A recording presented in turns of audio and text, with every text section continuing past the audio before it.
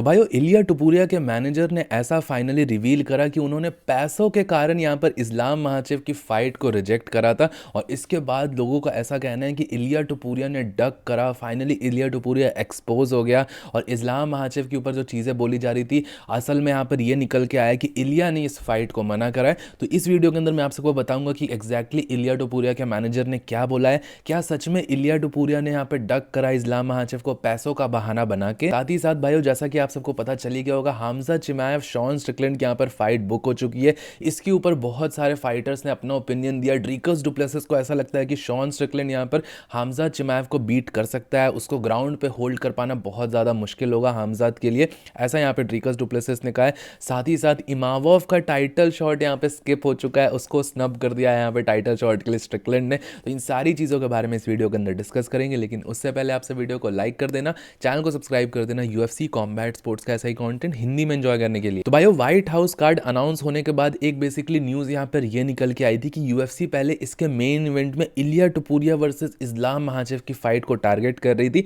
फिर यहाँ पर भाइयों अपडेट ऐसे निकल के आई, स्पेनिश मीडिया के अंदर ये रिपोर्ट आया कि इलिया टुपुरिया ने इस फाइट को एक्सेप्ट कर लिया था, फिर इस्लाम महाचेव ने इस फाइट को डिक्लाइन कर दिया इंजरी के कारण। फिर इलिया टुपुरिया ने ट्वीट करके भी ऐसा ऐसा बताया। बट रिसेंटली इलिया टुपुरिया के मैनेजर ने खुद यहाँ पर एक इंटरव्यू दिया और उसमें उन्होंने ऐसा बताया कि यूएफसी ने उनको ऑफर दिया इलिया टुपुरिया से फाइट करने के लिए, फिर उन्होंने उस फाइट के ऑफर को एक्सेप्ट करा। बट जब पैसे की बात आई तो वहां पे वो बात बन नहीं पाई, फिर उसके बाद यूएफसी ने उनसे कांटेक्ट नहीं करा और अल्टीमेटली फिर उनको जस्टिन गेची ऑफर हुआ, फिर जस्टिन गेची उन्होंने एक्सेप्ट कर लिया। अब भाइयों इसके बाद बहुत सारे लोग बोल रहे हैं कि इलिया टुपुरिया फाइनली एक्सपोज हुआ, इस्लाम ने इस फाइट को डिक्लाइन नहीं किया, इलिया टुपुरिया ने सामने से इस फाइट को डिक्लाइन करा और वो भी पैसे का बहाना डाल के यहाँ पर डिक्लाइन करा। अगर उसको इतनी थी फाइट करने के लिए इस्लाम के अगेंस्ट तो वो फाइट कर लेता। तो इस बारे में यहाँ पर डिस्कस करते हैं। अब भाइयों मैं आप सबको अपना ओपिनियन बताता हूँ। मेरे हिसाब से भाइयों मुझे नहीं लगता इलिया टुपुरिया ने यहाँ पर इस्लाम महाचेव को डक करा और ना ही यहाँ पर इस्लाम महाचेव ने इलिया टुपुरिया को डक करा है। बेसिकली मैं आप सबको सिनेरियो बताता हूँ एग्जैक्टली क्या चल रहा है। यूएफसी ने सारे यहाँ पर फाइटर्स को अप्रोच कर रही थी, उन्होंने इलिया टुपुरिया को अप्रोच किया होगा और यहाँ पर इस्लाम महाचेव की फाइट ऑफर करी होगी।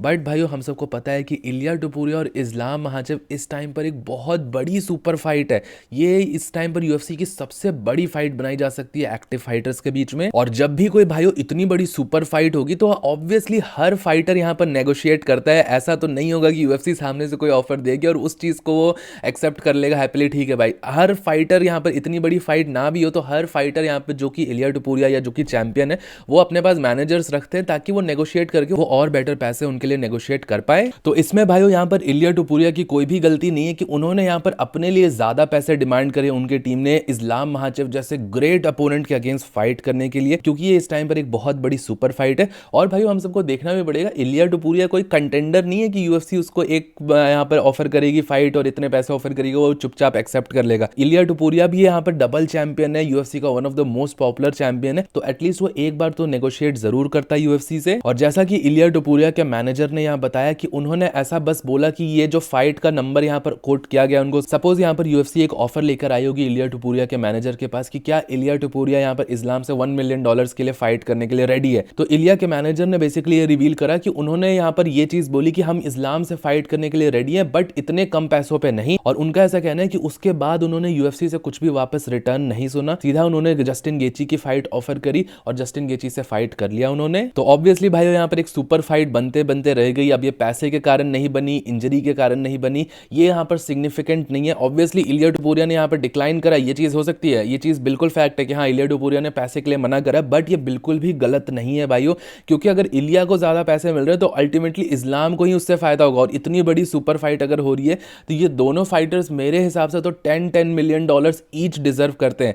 अगर कॉनर बेन जैसा बॉक्सर जो कि इतना वर्ल्ड वाइड पॉपुलर नहीं भी है उसको यहाँ पर 15 मिलियन एक फाइट के लिए मिल सकते हैं, तो डेफिनेटली इलिया और इस्लाम दोनों ही डिजर्व करते हैं एटलीस्ट $10 मिलियन ईच पर फाइट, ऐसे गारंटीड इतना तो डिजर्व करते ही है। तो भाइयों यहाँ पर कहानी का अंत यही है कि हाँ हम सबको बुरा लग रहा है कि एक सुपर फाइट नहीं मिल पाई हम सबके लिए। यहाँ पर एज अ फैट फैन ये डिसहार्टनिंग है। फाइटर अपने लिए ज्यादा पैसे अपने वैल्यू के अकॉर्डिंग डिमांड कर रहा है तो हम उस चीज को भी क्वेश्चन नहीं कर सकते, क्योंकि भाइयों जो फैंस आज क्रिटिसाइज कर रहे हैं कि इलिया टुपुरिया भाग गया, पैसे का बहाना मार दिया, ज्यादा पैसे चाहिए इसको, ये वो, इसको फाइट नहीं करनी, वही कल जाके क्रिटिसाइज करेंगे डेना वाइट को कि ये यूएफसी के फाइटर्स को पैसे नहीं देता एक्सेट्रा एक्सेट्रा। जब यूएफसी फाइटर खुद के लिए पैसे मांगता है तो उसको ये सारी चीजें सुनने पड़ती है। बाकी भाइयों आप सबका क्या ओपिनियन है इस बारे में आप सब मुझे नीचे कमेंट सेक्शन में ज़रूर बताइएगा। अब बात करते हैं एक और बहुत बड़ी सुपर फाइट जो कि यहाँ पर बुक हो चुकी है, और वो थी यहाँ पर Khamzat Chimaev versus Sean Strickland की। हमने कुछ वीडियोस पहले यहाँ पर एक र्यूमर को कवर करा, तो मैंने आपको पहले ही बता दिया था कि ये फाइट यहाँ पर बन सकती है, इसकी पॉसिबिलिटीज़ आ रही है।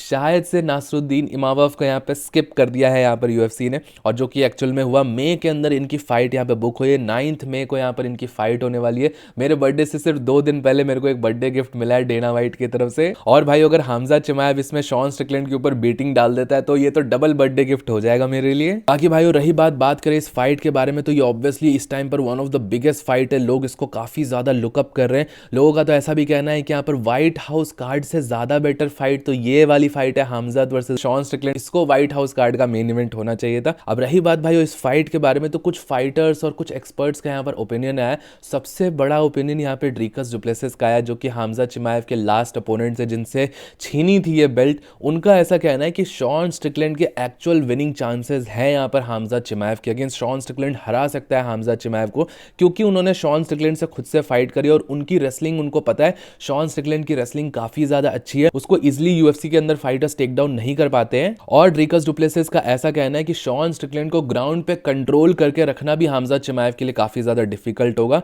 तो ये यहाँ पे स्टेटमेंट ड्रीकस डुप्लेसिस ने दी है। अब भाइयों इस बारे में मैं आप सबको अपना ओपिनियन बताता हूं। अब भाइयों मुझे ऐसा लगता है कि यहाँ पर अगर डीडीपी को कंट्रोल कर लिया हमजा चिमाएव ने 5 राउंड्स तक, तो मुझे नहीं लगता है कि यहाँ पे शॉन स्ट्रिकलैंड को कंट्रोल करने में कोई दिक्कत होगी। जैसे वहाँ पे डीडीपी को कंट्रोल करा, सिमिलर तरीके से शॉन स्ट्रिकलैंड को भी कर सकता है यहाँ पर हमजा चिमाएव।